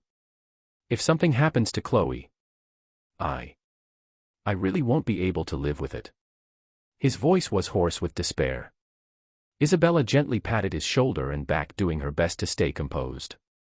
"It's okay. Don't panic. My parents are on their way." Suddenly the emergency room doors swung open and the doctor walked out, his face solemn. "Miss Thompson, Mr. Miller, your daughter." He paused as if reluctant to continue. "Appears to have a congenital blood disorder which severely compromises her immune system." Daniel's body swayed and he nearly collapsed if not for Isabella supporting him. Isabella forced herself to remain calm. "Doctor, what should we do now?" At the moment the doctor replied, "She needs an immediate blood transfusion from a direct relative, preferably the biological mother. Once her vitals stabilize, we can assess further treatment." Isabella nodded without hesitation. "All right. No problem." Isabella immediately rushed forward without hesitation. But after only a few steps she suddenly felt a tug on her sleeve that halted her. She looked down and saw that the once panicked and disoriented Daniel had suddenly gone silent, his sharp, gaunt face now ghostly pale. Assuming he was just worried for her safety, Isabella gently comforted him. "Daniel, let go. It's okay. I'll go with the doctor to donate blood." She pried his hand off and began following the doctor, when suddenly his voice rang out behind her, heavy and shaky, "Wait." Isabella froze. A sudden ominous feeling surged up inside her. She stood motionless, not turning back. The doctor also paused, glancing over in confusion. A long silence settled over them before the doctor cautiously asked, "I'm sorry, Miss Thompson, but may I ask your blood type?" Isabella opened her mouth, slightly bewildered, but before she could respond Daniel gritted his teeth and cut in, "There's no need to ask." From behind came the sound of a scuffle, as if someone were being physically restrained. Isabella turned her head and saw Daniel gripping the arm of the young, newly hired housekeeper. Maria. Maria's face was visibly flustered and resistant, trying to push him off. Hey, stop it, let go." "Maria, what the hell is wrong with you?" Daniel's voice was hoarse and rising with desperation. "You're really going to just stand there and watch a child die? She's your daughter." Boom. Isabella's mind went completely blank. It was as if all the blood in her body had frozen solid. Her dazed eyes shifted towards Sarah and Robert, who had just arrived at the hospital. They had clearly heard what Daniel had just shouted. Both stood frozen, shocked and utterly confused. Sarah's voice trembled as she turned to the doctor. What is going on?" The doctor frowned, his tone tense. "It's complicated. But for now, this woman," he said, gesturing to Maria, "needs to come with me immediately." Isabella closed her eyes. Her breath trembled as she tried to contain the storm building inside her. Then she strode forward, and with surprising strength seized Maria by the arm. Without giving her a chance to resist, Isabella dragged her straight to the doctor. Chapter 18. Saving people comes first. Hannah leaned against the wall and said to me as I was still treating a wounded patient. Most of the lunch hour had already passed and I was still tending to a man's injuries. Hannah had come to find me for lunch, but even after waiting a long while she showed no sign of impatience. I was wearing a mask with only my eyes visible. Hannah stood quietly to the side, her gaze drifting from the man's focused eyes to his skilled hands, then to somewhere else. Inside she felt calm and quietly content. I finally finished the task at hand, let out a sigh, gave a few final instructions and stood up to walk over to Hannah. We walked side by side out of the room. Once we reached a quiet section of the hallway, I took off my mask to breathe in some fresh air. Turning my head with a hint of guilt, I said, "Sorry to keep you." I suddenly stopped mid-sentence, my pupils widening slightly as I looked into Hannah's smiling eyes just inches away. My ears began to flush. "What are you doing?" I looked away, my eyes darting around nervously. "What if someone walks by?"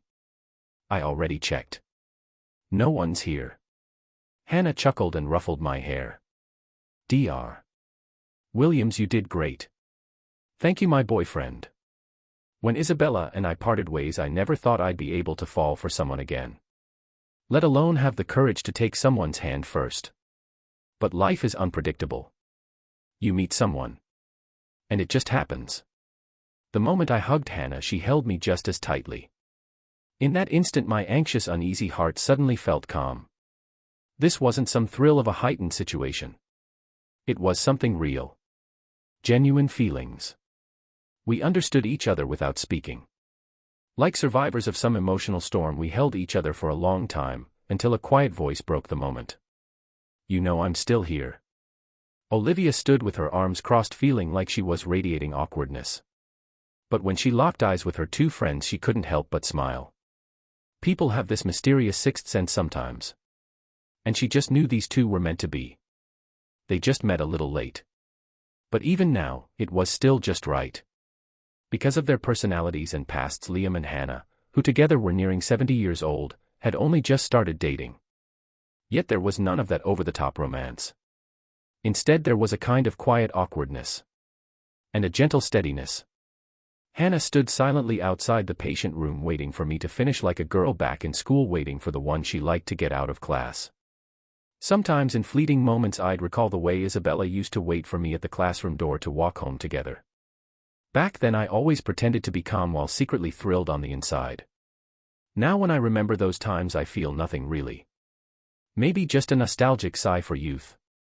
And maybe a bit of curiosity. What kind of girl was Hannah when she was a student? One quiet evening as we walked hand in hand under the night sky, I couldn't resist asking her. Hannah thought for a moment and laughed. Probably kind of pretentious. "Don't laugh," she said, glancing helplessly at me as I burst out laughing. "I'm serious." Looking back now, I think I was super cringy and immature. I used to think I was so clever, read tons of books and believed I was above it all, detached from the world. But it wasn't until I became a war correspondent that I truly realized how small and fragile life is and how precious peace can be. I nodded thoughtfully, almost involuntarily imagining a younger, slightly arrogant Hannah and the way she slowly softened with time. "What about you?" Hannah swung our hands. "Me?" I was lost in thought for a second. I thought for a moment, then said, "Introverted. Quiet. Always had my head in books. Pretty boring, honestly." Then I smiled. Maybe the only thing remotely teenage about me was having a secret crush. Hannah suddenly fell silent.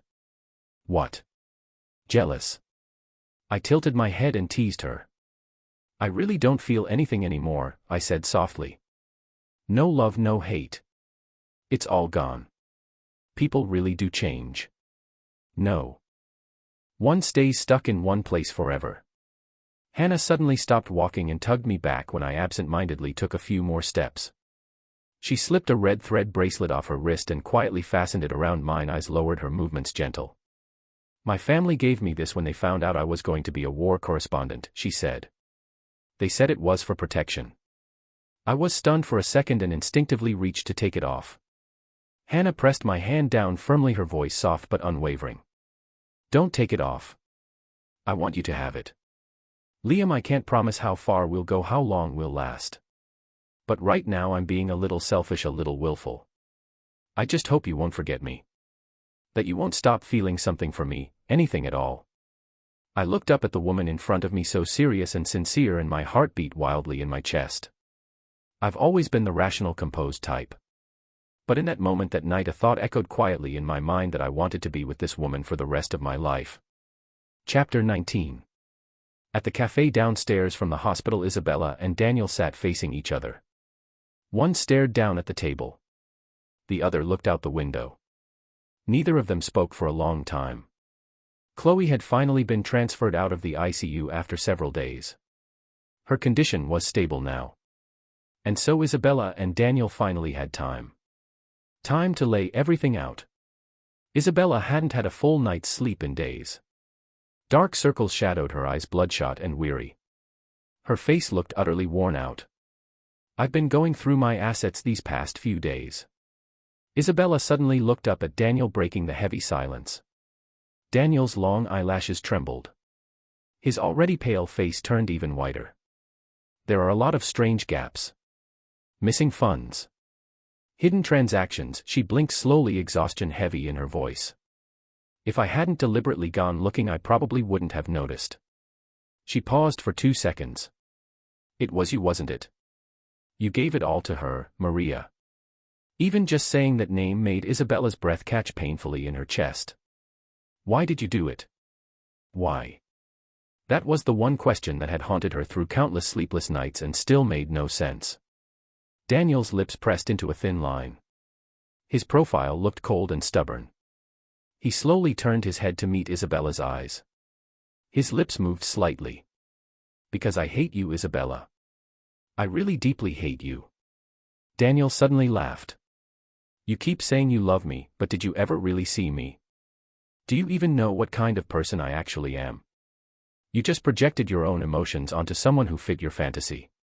His breath came quicker. Liam. And you. Chapter 20. When Isabella received Olivia's call, she was both confused and emotionally unsettled. After all, for years she had believed Olivia was Liam's unattainable true love, the one he had always carried a torch for. She recalled things she had done in the past and the feelings that had come with them. And only now in hindsight she realized, maybe she'd been jealous back then. She just hadn't known it. Her voice was distracted. Hello. What is it? Olivia's reaction on the other end was strange. There was a long silence before a hoarse, dry voice finally spoke. Liam and I are back. But he's not okay. Isabella rushed to the address Olivia had sent, her heart pounding. She ran down the hallway and flung open the door. Her steps came to a sudden halt. She stood there, breathing heavily, eyes fixed on the back of the men sitting in the room. Olivia and several other people, doctors from the look of them, stood nearby discussing something in low tones. Isabella stepped forward slowly. Olivia noticed her and raised a hand to stop her. She looked utterly exhausted, carrying the weight of unspoken burdens. She hadn't rested properly in a long time. Isabella leaned sideways, trying to get a glimpse of Liam's face, but all she could see were the bandages wrapped around his arm and his head. Her anxiety spiked. What happened? What's going on? Olivia glanced at Liam, then pulled Isabella to the side. In a calm, concise voice she explained everything. During the time Liam had vanished without contact, he had gone to Africa to work with Doctors Without Borders. There he met Olivia's friend Hannah, a war correspondent. They had fallen in love. They were together. But then Hannah was caught in an attack. She died. Or rather, Isabella suspected that Olivia had originally meant to say died, but changed it last second, softening it to was caught in the conflict. Hannah had stayed behind to cover Liam's retreat and was caught in an explosion. There was no body. No time, no conditions to search. In the war zone, people died every day. Lives were lost like ants underfoot. Liam was deeply traumatized. Since regaining consciousness, he had barely spoken. It was as if his soul had been left behind in that chaos. I figured your family's the closest thing he has left, Olivia said quietly, her eyes closing in fatigue. That's why I called you. I thought maybe you could help him. The flood of information hit all at once. Isabella was speechless for a long time. In a daze she slowly walked over and crouched beside him. Her heart clenched. The man in front of her was visibly thinner, his already lean face looked almost sunken. There was no light in his eyes. Nothing but a gray empty fog surrounding him. He seemed more like a ghost than a living person. Only the red string bracelet on his left wrist, something Isabella had never seen before, stood out. Bright vivid. The only color left on him. Liam, Isabella called his name gently, reaching out to pat him lightly. "It's me, Isabella," she said slowly, carefully, as if afraid of scaring him. "Can you hear me?" "It's been a long time, Liam." She whispered to him for what felt like an eternity until finally there was a flicker of response. His pupils moved. Slowly. He turned his head downward and saw her face. Isabella sat up straighter, her voice trembling with hope. "Liam, look at me." "It's me. Isabella." His lips moved. His brows drew together slightly. "Isabella. You're Isabella." "Yes. Yes, I am." Isabella's eyes burned, her heart aching so badly it was hard to breathe. Suddenly his frail body began to tremble uncontrollably. His voice broke into fragments. "She died, Isabella. Do you know she's dead? Hannah. Her name was Hannah. She died for me. She died protecting me. I. Tears spilled from his wide, hollow eyes. Drenched in despair. He stopped speaking. Instead he buried his head in his hands and let out a pained guttural wail. "Isabella, move." Olivia and the other doctors rushed over, trying to calm him, restrain him. Isabella was pushed aside, landing on the floor. She stared at the scene in front of her, dazed. Liam's emotion spilled into the room like a tangible force, engulfing her, pulling her in. Her chest hurt. As if stabbed by 1,000 needles. She couldn't breathe. If she hadn't been so blind. If she hadn't believed Daniel so easily. Would Liam have never gone to Africa? Would he have never met Hannah? Would none of this have happened? Would he still be the same Liam she once knew? It was her fault. If time could rewind. If she had cherished Liam the way he deserved. Would everything have turned out differently? Chapter 21. Go first, don't worry about me. It'll be fine. Liam, just go. You go first. I jolted awake from the dream. I lay in bed with my eyes wide open, drenched in sweat. My body was still trembling uncontrollably, my breathing rapid and uneven. I stayed in that state for a while before slowly pushing myself up, cradling my head with a shaky hand. I had dreamed of that day again. Hannah's final words still echoed in my ears, haunting and inescapable. I closed my eyes. My right hand instinctively reached for the red thread on my left wrist, muscle memory and anchor I clung to as I painstakingly pieced together my shattered emotions. I had done this countless times over the past few days. Who knows how long passed before I dragged my aching, weak body downstairs. In the kitchen I poured a glass of water and leaned against the island, sipping slowly. The late night air was quiet, not a word spoken between us. "You've been staying here these days," I mentioned casually. "What about Daniel? Why isn't he with you?" We were staying at the Thompson family residence. Sarah had found out about what happened to me and was heartbroken. She'd been trying everything to help me recover my strength. But I'd been drowning in my own emotions for so long I had no space to care about anything else. Only recently had I started feeling a bit better, and only then did I begin to notice that something felt off. "Speaking of your kid, I still haven't met them yet," I said, my tone light as if we were just ordinary siblings chatting. "Are they cute?"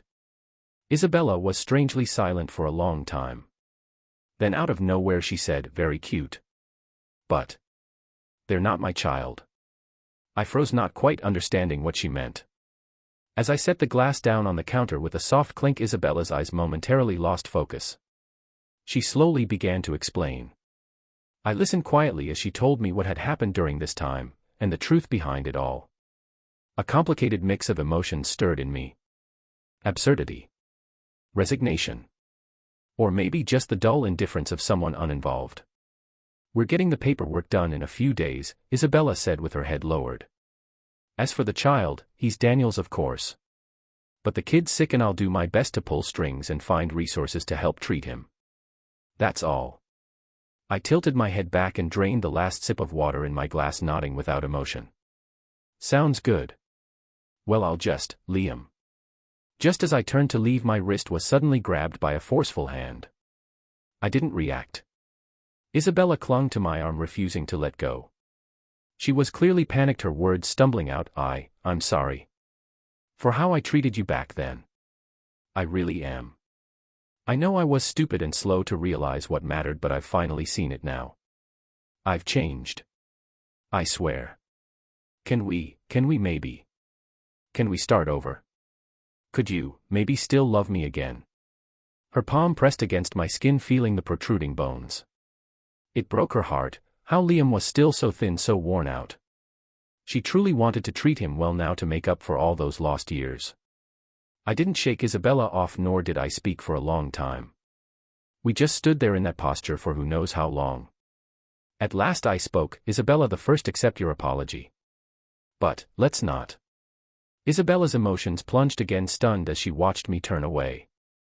I gently slipped my hand from hers. My eyes were calm, yet glistening. There's no chance for us anymore. I really did love you all those years. Even now I'm grateful, you once brought light into my life. But the past doesn't come back. And I no longer have the strength to love someone again. Chapter 22. The divorce between Isabella and Daniel was handled quietly and swiftly. Everything that needed to be said had already been said. When they walked out of the civil affairs office, they parted ways without another word. Halfway down the steps, Daniel couldn't help but turn his head. But unlike the endings in movies, no one was waiting behind him when he looked back. All he saw was the back of Isabella's car as it disappeared down the road. A flood of memories surged through her mind. The flat, uneventful years of their marriage. The way Liam looked when he was misunderstood. His journals. So many things. Scene after scene. Clear and cruel. Her eyes reddened and the fists resting on her knees slowly clenched. It was only in this moment that she finally realized she really missed Liam. And she truly deeply regretted everything. Suddenly his phone lit up with an incoming call from an unknown number. Daniel stared at the screen for a few seconds with a blank expression before pressing the answer button. At once a voice came through that made his stomach turn. Babe, sweetheart. Daniel. Help me. You have to help me. Maria's breathless, frantic voice continued, if even you abandon me, those people are really going to kill me. Chloe, think about Chloe. I'm her mother. You really want her to grow up without one? I'm begging you, please save me. I swear I'll change. Daniel listened in silence, his face devoid of emotion. On the other end, Maria sobbed uncontrollably, her pleas pouring out like she meant every single word from the bottom of her heart. Closing his eyes in disgust, Daniel finally spoke. Maria, you brought all this on yourself. Whether you live or die has nothing to do with me. My child doesn't need someone like you as a mother. You're on your own now. With that, he pulled the phone away from his ear. On the other end, Maria fell silent for a beat, then launched into a furious tirade. Amid the onslaught of vile, foul-mouthed insults, Daniel calmly pressed the hang-up button and immediately blocked the number again. He then removed the SIM card from the phone, walked to a nearby trash bin, snapped the card in two and tossed it in without flinching. Afterward, Daniel lowered his gaze and took a deep, trembling breath. What right did he have to call Isabella and Liam fools? He was just as much a fool himself. It was like he'd been bewitched, falling for someone like that. Suffocated by the weight in his chest, Daniel found himself wandering toward the park, hoping the air might help clear his mind. And there he unexpectedly ran into someone. We crossed paths on the winding path through the park, both freezing in our tracks. I stopped, a flicker of hesitation passing across my face. Seeing me begin to turn and walk another way, Daniel blurted out, "Wait." He rushed over, grabbing my arm to stop me from leaving. We sat down on a bench. Maybe it was the nice weather or the fresh air carried by all the greenery, but for once we talked peacefully. Daniel had already heard what had happened to me, and there was a quiet sense of sympathy in his expression. He hadn't planned what to say when he stopped me, spent half the time just figuring it out in his head. What kind of person was she? I paused for a moment, then realized who she referred to. Instinctively my eyes dropped to the red string on my left wrist. Daniel noticed too, glancing sideways. She gave that to you? Yes. My expression softened slightly as I nodded.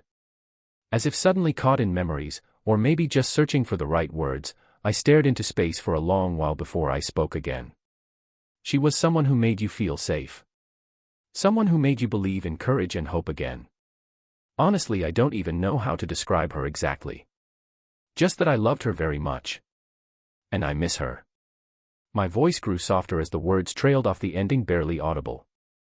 Daniel watched my face and something tightened in his chest. He was stubborn almost to the point of obsession.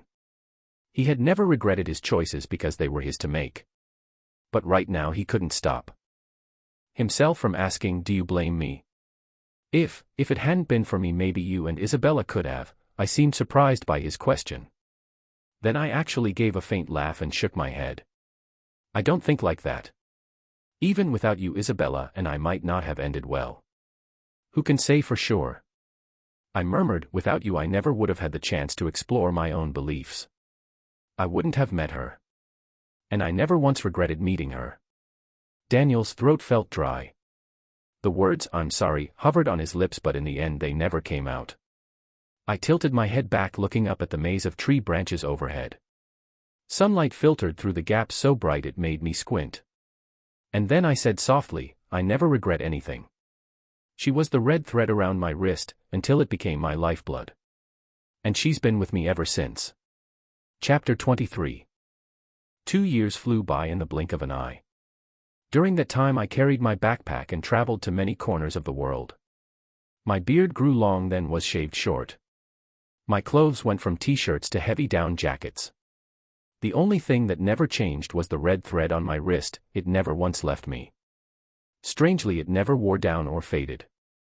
It was as if it had truly become part of me, part of my bloodstream fused into my life. In every place I visited I would take a picture of myself. Nothing fancy. No stylish outfits or professional angles. Just a simple smile. As if to say to someone, "Look, I'm doing fine." I sent a lot of postcards, one to the Thompson family, one to Olivia. But I rarely went back. I just kept moving on. From one place to the next. "I'm on leave. When are you coming back? It's been forever. Let's catch up sometime." Olivia's message lit up the screen. She had been worried about my mental state, especially in the beginning. Maybe she feared I'd snap in the middle of some journey and end my life. So she often checked in. It made me laugh and sigh at the same time. But deep down I knew it was care, from a true friend. "We'll see," I typed back. Just as I sent the message, a sudden commotion broke out nearby. Looking up, I saw a middle-aged woman collapse at the entrance of a cafe, clutching her chest, her face contorted in pain as she struggled to breathe. Ah. Someone's having a medical emergency. Call an ambulance. Is there a doctor? Without hesitation I dropped my bag and ran over, shouting clearly as I moved, "Make way. I'm a doctor." I knelt down and calmly performed an initial assessment of her condition, then pulled an emergency kit from my backpack. "Has someone called an ambulance?" Without even looking up I asked. When someone said yes, I took their phone and gave a quick, concise report of her status to the emergency line. "What happened? Is she okay?" A woman's anxious voice called out from outside the crowd. My hands froze mid-motion. I jerked my head up. My heart skipped a beat. The world around me blurred. A familiar face, etched into my thoughts day and night, filled my vision. Liam. I quickly forced myself to focus again, suppressing every surge of emotion, and continued the rescue calmly. Only when the woman stabilized and was taken over by the medics did I finally exhale in relief. I stood up, legs weak and trembling, glancing around anxiously. My breath caught. She was still there, still standing in the same spot. The crowd had dispersed, leaving only her. At her feet a cane rested silently. I stood frozen for a long time, unmoving. My eyes slowly turned red. Hannah looked at me, her eyes just as red. She gave a gentle, sorrowful smile. "It's been a long time, Liam. I'm sorry." I rushed forward and hugged her tightly. Closing my eyes, my tears soaked through her shirt. Hannah hadn't died. That day she had narrowly escaped the explosion. Someone saved her. She survived. But her legs were seriously injured. When she woke up in the hospital, she fell into despair. She couldn't accept the possibility of being disabled for life. She didn't have the courage to face me. Didn't want to burden me. So she hid everything, faked her own death. For 2 years she lived in this quiet town running a small cafe. After a long period of depression, she suddenly picked herself up again and began rehabilitation. From relying entirely on a wheelchair to now being able to walk independently with a cane. I listened quietly as she told me everything. My heart ached for her. But there was no anger. We exchanged stories about the days we had missed in each other's lives. I told her honestly how I had felt. And when I saw the guilt and pain on Hannah's face, I gently kissed her. Don't say you're sorry. If you feel guilty, then don't ever think of yourself as a burden. Don't ever leave me again. Hannah blinked in surprise, then let out a tearful laugh. She hugged her brave lover tightly. I love you, Liam. I love you too. After all these years apart, to turn around and find the one you love still there. Only love and courage can give us the strength to embrace each other again, this time never to let go.